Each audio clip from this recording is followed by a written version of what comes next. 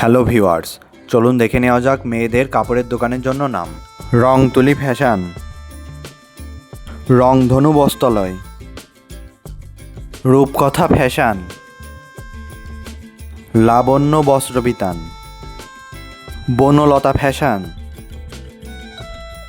রঙের ছোঁয়া, তাঁতের গল্প, কাতান কুইন, বেনারসি ঘর, শাড়ি সম্ভার, রূপাঞ্জলি, প্রজাপতি,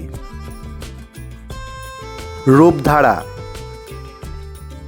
সাজঘর, Kusumkoli, Madhabi, Rangbilas, fashion queen, style home, trendy টাস,